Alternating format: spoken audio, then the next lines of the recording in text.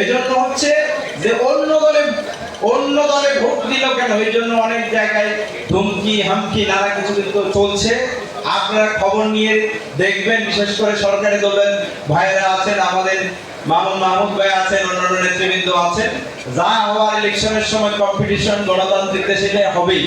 এরপরে যাতে আমাদের মধ্যে সেই ভেদাভেদ না থাকে, আমরা সবাই মিলে আমাদের ক্লেশ মুক্ত এবং আমরা সবাই মিলেমিশে আমাদের এই এলাকাকে বেসিক যে পয়েন্টগুলো, সেই পয়েন্টগুলো অ্যাচিভ করার জন্য, এই এলাকাকে শান্ত রাখার জন্য, দেশকে ভালো রাখার জন্য চেষ্টা করি। আবারও সবাই বাংলাদেশ জামাত ইসলামের পক্ষ থেকে এই দাওয়াতে অংশগ্রহণ করেছেন। এজন্য এখানে আইনজীবীরা আছেন, আইনজীবী নেতৃবৃন্দ আছেন, ডাক্তার ভাইরা আছেন, ডাক্তার নেতৃবৃন্দ আছেন, এরপরে হচ্ছে প্রেস ক্লাবের সাথে সম্পৃক্ত অনেক নেতৃবৃন্দ আছেন, সর্বস্তরের সাংবাদিক ভাইরা আছেন, এলাকার বিশিষ্ট জনেরা আছেন।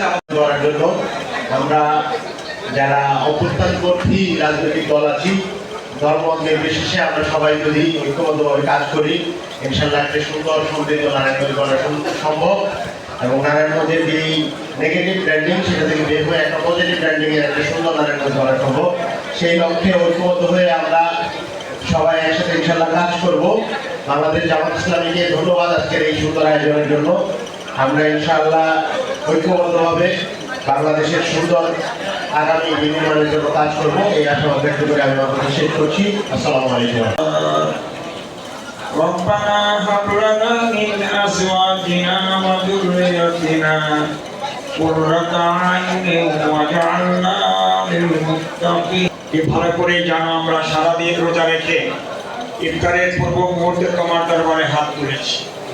তোমার হাবিব ঘোষণা করেছেন, ইফতারের আগে তুমি রোজাদারদের একটা তহবিল কমপক্ষে কবুল করবে। আল্লাহ, আমরা তোমার কাছে আবেদন করছি, দোয়া করছি, দাবি করছি, এই বাংলাদেশের কোরআনের আইনকে তুমি বিজয়ী করে দাও। আল্লাহ, বাংলাদেশের কোরআনের আইনকে বিজয়ী করে দাও। বাংলাদেশের সকল মানুষকে তুমি ঐক্যবদ্ধ হয়ে দেশ গড়ার ক্ষেত্রে